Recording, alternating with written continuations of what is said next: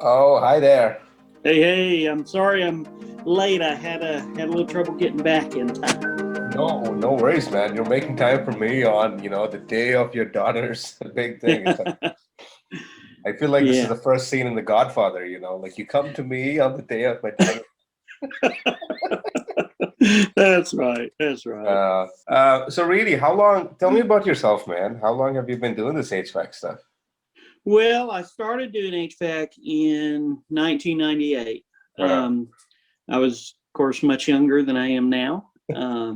I had I started doing it because I was managing restaurants, Mm, Golden Corral, mm, McDonald's, that sort of thing, and I wow. was very good at it, but there wasn't a lot of money in it, and um, I have 10 kids, so Wow.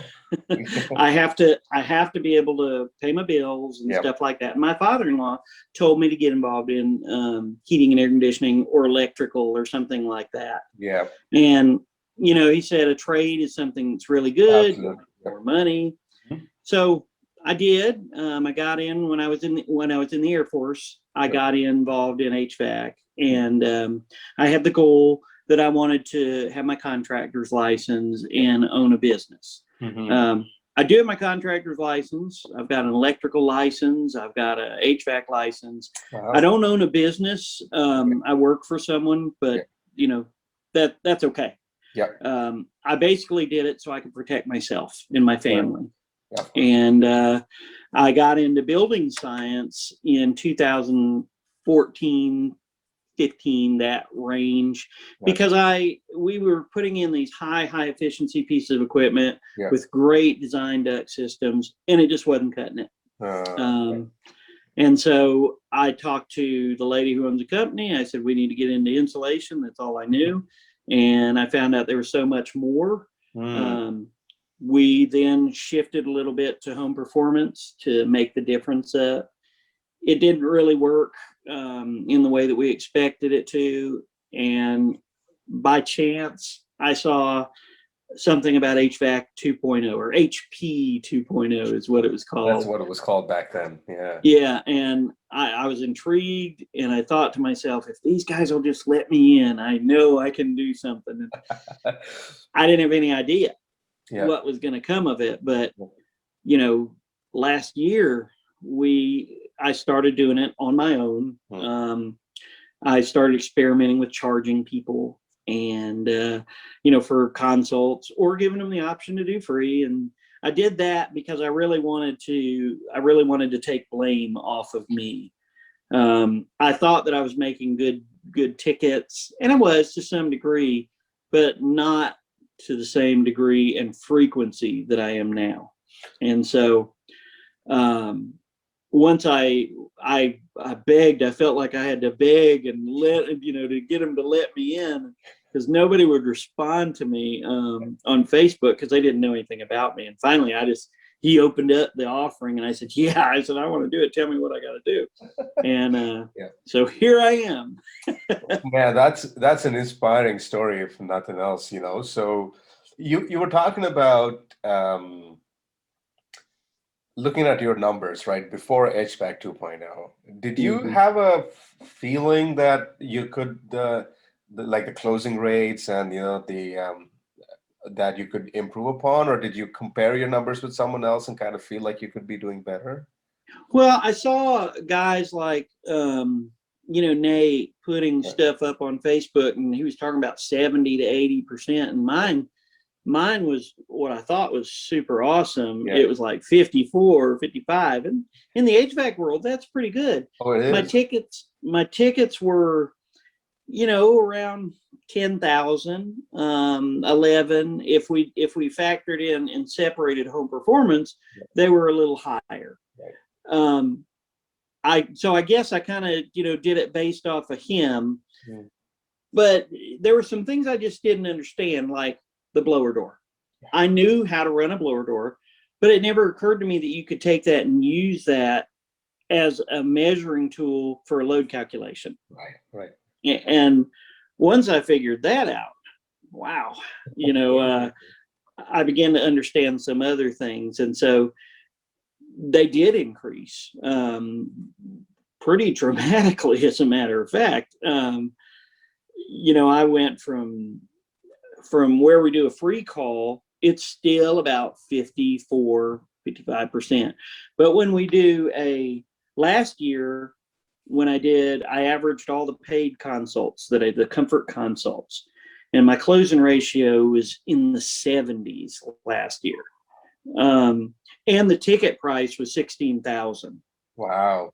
So that's like a 60% jump in ticket price, and like at least a 40% bump in your closing rate. That's amazing.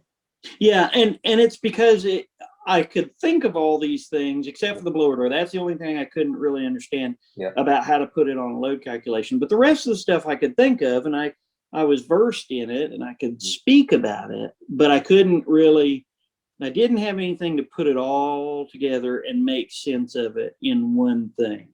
And so it's kind of like, if you've ever seen any of the Marvel movies, you see these people when they first get their powers, they go, whoa, they can do anything, but they don't know how to control it. You're like Spider-Man, you're shooting webs. Right. That was me. I thought I was a hot shot. I was doing 1.6 million in sales. And, I thought I was just super duper awesome. Last year, even with COVID, I missed 2 months of work with COVID. I was a little bit behind what I did the full year before. And that speaks a lot. So this year, it's only it's February. We're not done with February. It's February. It's going to be done in a couple of days. I'm almost at $400,000 in sales. And, COVID's still here. Yeah. And, so it's made an incredible difference because I heard about things. That's so nice to hear, Reedie. And what do you think? What is it about this HVAC 2.0 process that makes it so? Do you think? Well, from what I was doing before, it was lack of details, lack of commitment, and I think the biggest thing is finding out really what their pain was. Why are you doing this? I would always ask it, but you always get some generic junky answer like, well, I just want it to be more efficient, or I just want a better air conditioner. They never really would tell the whole truth. And I think that's because what they were trying to understand is they were trying to back me off as a sales guy. And with the HVAC 2.0 process, it's not about that. It's about consultation. That's why we get paid to do the call. And then when we go back, then we give them the bids. And, it's kind of cut and dry. This is what you need based on what you said. And, if what you said is true, then this is the way you should go about doing. And that's what I think the biggest difference is that there's an actual process to find out what the reasoning is. And, most of our customers around here, they're just like anybody else's. You get the guy who sells a Goodman for $4,000 and says it can do the same thing, as a Green Speed for $20,000, and he's not telling the truth. He's just trying to get a sale. So I think once taking the trying to get a sale out of it, I think that made it to where it relaxed everybody, them, me, and they got to see that it really was not about sell it today and get it fixed tomorrow. Right. So it sounds like you're saying that when we get into these situations where the homeowner feels like you're trying to make a quick buck and sell and get out, and they're on a defensive, and a lot of salespeople maybe don't respond to that. Because I've listened to I've done sales training myself. I've been in sales before, and you get told all these sales techniques like hard close and all of these things, but that puts us in a sort of an adversarial relationship with the homeowner, right? But what you're talking about is almost like kind of getting into a partnership kind of thing. Yeah. Well, and two, I'm not that kind of guy anyways. I'm a pastor by nature. I can tell. And so what I want to do is I want to make people feel as comfortable as they possibly can.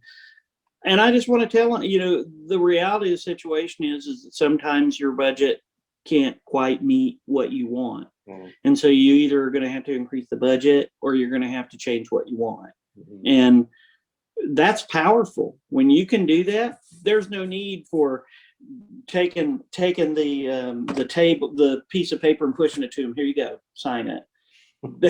Which, if you've been in sales training, that's kind of what they tell you to do. Exactly. No, that's true. So if you, because you said you work for someone else, there's presumably a lot of other people who are in the business with you, and others who may be watching this or maybe thinking about this. What would you tell people who are considering or maybe on the boundaries of signing up for HVAC 2.0? Do you have any advice for other clients? I would tell them whether they have to do it on their own or not. Yeah. And I'm talking about, because my story, how I came about doing this, I already told you that, but what I didn't tell you is that nobody agreed with it but me. And, so in my company, what I had to do, I sell more than anybody. Mm-hmm. And, because of that, it carries a little weight. And so I told her, the lady, I said, you don't have to pay for this. I'll pay for it. And I do. I pay for it. I don't care about that. It's whatever it costs a month. If you think about it, we talked earlier and you said that's a 60% increase in tickets. And so it doesn't matter to me if I would have to pay $200 or something like that, to get involved in this process. I went out on my own because I don't want to let anybody control my destiny but me.